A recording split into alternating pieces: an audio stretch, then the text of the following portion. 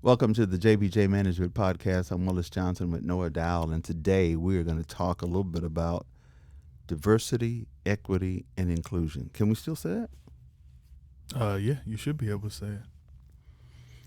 Yeah, shut me up about it. It's not what's written on paper. It's what should be right in people's spirit. So, I feel completely differently that it's a program, but it needs to be more of a mental guidance for how we should approach the world. Who's listening? No, well, nobody's fighting back, I think, is the other part of it too. Mm-hmm. Not just about listening, but I think you can't hold both in both hands that you're trying to take your country back and that there's a white supremacy side of it, and in the other hand say, I also don't know what that means and I don't know what you're talking about. You can't say, I'm trying to take my country back, but I also, everything should be equal. You're going, what are you talking about? Right. Yeah. Right. You don't hear yourself? And so when this goes away, you've been passionate about DEI over the last several years. You worked on major projects. You've dealt with some of the largest companies. How do you think this is playing out among the big guys and the small minority firms? I think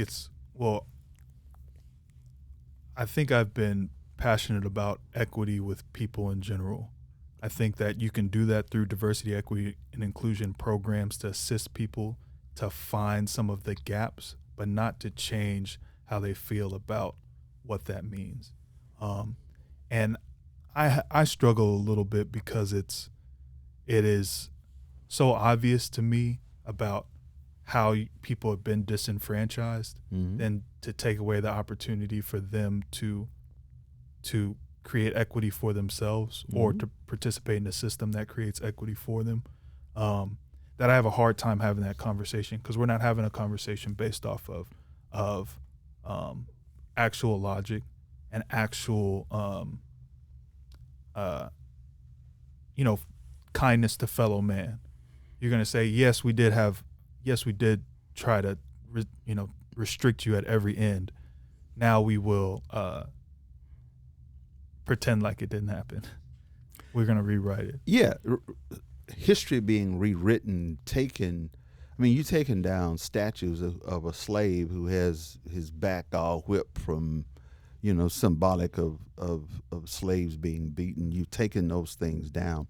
You're wiping it out in the history books in the state of Texas or throughout the country. How do we maintain that, Noah? How do we I have these grandchildren. They're young. If I say to Mia, who's 2, I got to talk to Mia when she can understand what I'm saying about what happened to Medgar Evers. Are we going to lose all of that? Well, I think we're from 2 different generations, obviously. I think there is a part of it where I see in my generation where you go, it takes a lot to know that stuff happened, know that you didn't participate in it at that age, and yet you're going to uphold those types of values now, knowing what you know, which is different than people who grew up and say, well, I was always taught to be racist, or, okay. Not okay, but, all right, I can see how it's tough for you to break out of some of those mental hurdles at those age. You didn't do any of that stuff, and yet you're willing to stand on it in order to put yourself ahead, understanding the atrocities that are there and that have been committed. And what is the fear? Why? What do you think why get rid of DE&I? Why diminish equality and equity? What is the issue? What's the problem? I think there's a great quote that equity for all is going to look like oppression for some. So when you walk around and you're used to picking up what you want and walking off with it, and someone goes, hey, you actually can't take that. And they go, I've always taken this. I've always done that. This was for me. What are you talking about? This is for me. So I think the adjustment is people are saying, I feel oppressed because I'm used to taking what I want. I'm used to entitlement. And so now not getting what I want, you throw a tantrum about it. That's what it is. And the willingness of the tantrum is you're watching people in real time who haven't seen war, who didn't actually participate in civil rights go, what they're actually saying is, I'll kill you over it. But that's the rhetoric they're trying to get done. Right. To go, I'll actually kill you about it. And you go, the only people who want war, it's another quote, it's from World War II, which is, only people who want war are the people who haven't seen it.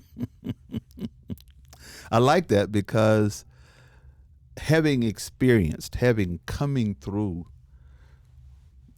the civil rights era, I mean, this is not a history book, so I don't care what they put in the book. I saw it. His name wasn't George Floyd, but I saw the knee of a police officer on the neck of a black man. I just didn't have a cell phone. I mean, that was commonplace. I remember, Noah, when it was a big deal. His name is James Harris. He's considered, some say he's the first black quarterback in the NFL. And it was a big deal. So I think every team's got a black quarterback now. I just come from an era when I'm holding on to James Harris with the LA Rams. It's across the board, this diversity, equity, and inclusion that I guess the majority now thinks that, okay, we've all arrived. You got Barack Obama, we all good. I think the pushback is there's a large part of affluent white America that says,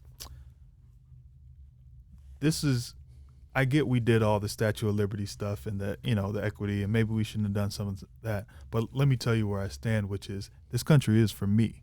It's not for you. And Dave Chappelle says something great about it. He goes, don't let anybody tell you this is your country too. You will have to fight for it. But at the same point in time, they go, actually, if you look at the first, 43 presidents, this is for me. This is not for you. I don't know how you got in here. My bad. Let's shut all this down. I don't know how you got in here. It's sad, man. It's sad. It's a sad thing to see. It really is. And it's sad to see people I think are my friends go, I voted for him and I'm with him. Not only I voted for him, I like some of the stuff he's doing. Listen, we're not friends. I know somebody. He's like, let's go lunch. No, we're not going to lunch, bro. I know who you are. Yeah, so I'm starting to wonder, where is that going once you start to see that? How do you feel about folk who say, oh yeah, I don't think you've done enough internal thinking. I think critical thinking is at an all-time low. And I think that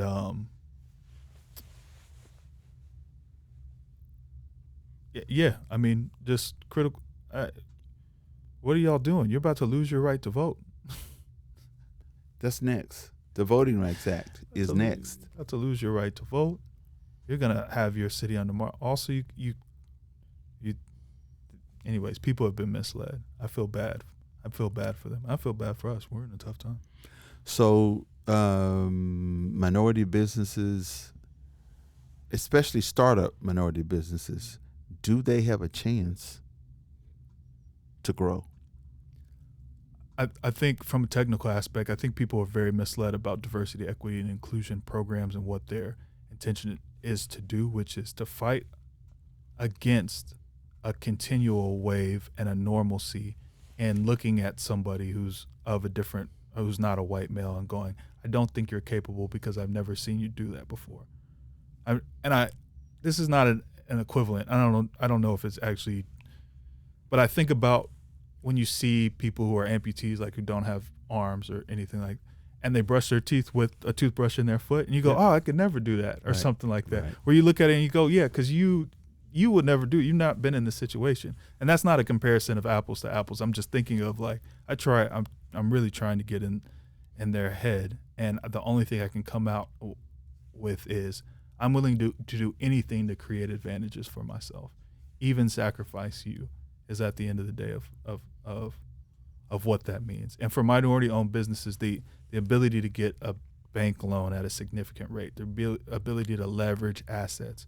People consider themselves who have land that was given from their parents to you. They go, well, that's nothing in comparison to, and you go, no, that is something you can leverage against a bank loan that helps you start a business that allows you to continually grow well. But if your parents, if you have an apartment, you don't own anything, from people telling you in the previous generation, well, you can't own that, or you can only live here. And then the generation being like, actually, we want to build a freeway here. Here's eminent domain. We're going to take that from you. And you can't, people don't understand all of the struggles, and they don't care to. And we don't tell them about it. And I know it probably gets boring and gets old. I can see my dad being diminished as he's called a boy in front of me.